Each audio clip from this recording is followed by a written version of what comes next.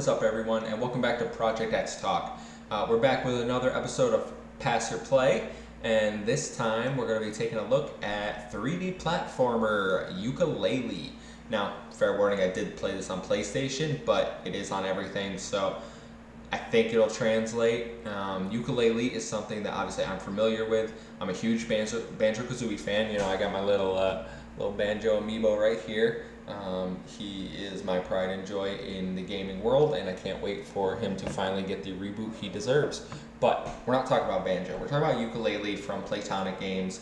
This was a game that was promised to be the spiritual sequel to Banjo-Kazooie, essentially, because the developers really love Banjo-Kazooie, and if you've interacted with them on Twitter, they do interact with fans, and they've made it very clear that they would love to make a Banjo game. But whether that happens or not, we'll see. But Yooka-Laylee is the closest thing we got now. It's basically a straight Banjo-Kazooie ripoff. You know, the music is really fun. It's really reminiscent of those early Rare days. The art style is totally Banjo-Kazooie. The only difference, you're not playing a bear and a bird. You're playing a lizard and a bat. One being Yooka and one being Laylee. Obviously, they kept the naming convention the same. So it's kind of I mean, when I say it's a ripoff, it really is in the most endearing way. I don't want to say ripoff. It's an homage to Banjo-Kazooie. You get a hub world. You get 5 worlds that you have to go explore. You hop in these books. They take you to the world that are themed. You know, you have your ice level. You have your jungle level. You have your water-based level. It's a marsh, a swamp. So you have the same thematical areas that you would in your Banjo-Kazooie. My issue with Yooka-Laylee is that the story is not nearly as good. They try to give you a villain, which is like a corporate B character. He's not nearly as engaging as, say, Gruntilda from Banjo. They give you the classic, you know, well, this is the character that's going to give you all your moves, and instead of a mole, it is now a snake here, which the snake, you know, he's pretty good. He makes some snake puns. It's easy to get moves. There aren't a lot of them. I do think the controls are not the best. They feel a little rough at certain points, especially when you're trying to platform, when you're trying to do multiple moves at once, because for some reason they're like using the same button over and over again, just with different trigger combinations. It can be frustrating.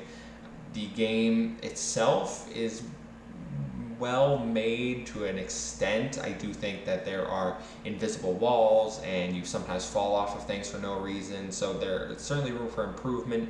Now, in gameplay-wise, you go in, you collect these feathers. The feathers are what you use to get your upgrades, but ultimately, instead of jiggies like in Banjo-Kazooie, you're trying to collect pages. Yeah, real creative there, because you enter a book, and instead of, you know, Banjo, you're trying to complete the jigsaw puzzle, and here you're trying to get your pages for your book. So go in, you collect your pages by doing, you know, whether it's a race, by doing a little puzzle, by collecting enough and just trading them in a casino world.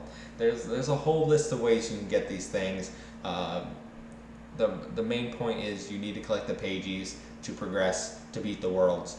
You can expand the worlds. They start out all small, and then each world needs a certain number of pages to expand, and then becomes bigger, and once it's expanded, you can beat the boss of that world.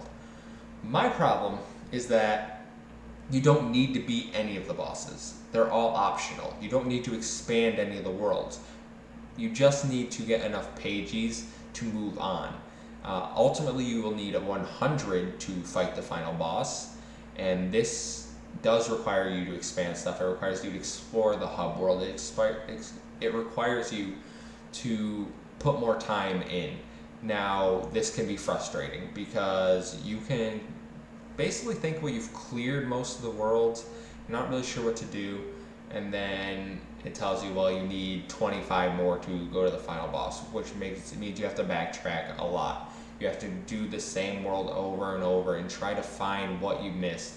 Now, you can look up a guide, because this game's been out for like 2 years, so there are guides online. It'll show you where every page is. You can get the 100% run, but for someone that likes collectathons but doesn't like to use these guides, it's infuriating that I just can't find some of these things. I did have to resort to a guide for a certain point. Now, as I mentioned, the bosses, you don't have to fight them, but you should, because, I mean, you're playing a video game, you might as well do everything you can. But the bosses suck. Hands down, these are some of the worst boss fights you will find in a video game, especially a 3D platformer. The first boss of the first world, you have to use your roll and jump at the same time to hop over these logs, but the timing is so bad, and the timing of the logs combined with the delay of your move is so infuriating. It's basically luck. Some of these come down to straight luck. Some of the bosses are really easy. There's only 5, like I said, so 2 out of the 5 are really easy. 3 out of 5 are super annoying. I just struggle to see, like, I see where the inspiration is. I see that these developers really love Banjo, and maybe this is due to their, lack of budget. They're not they're not first party for any major developer. They're their own developer, and they just created a publishing label, so they are expanding. They are seeing some success, and I know people love the Impossible Lair. I would love to see a return from the 2D that we saw in the Impossible Lair to a more 3D style, like with the original Yooka-Laylee.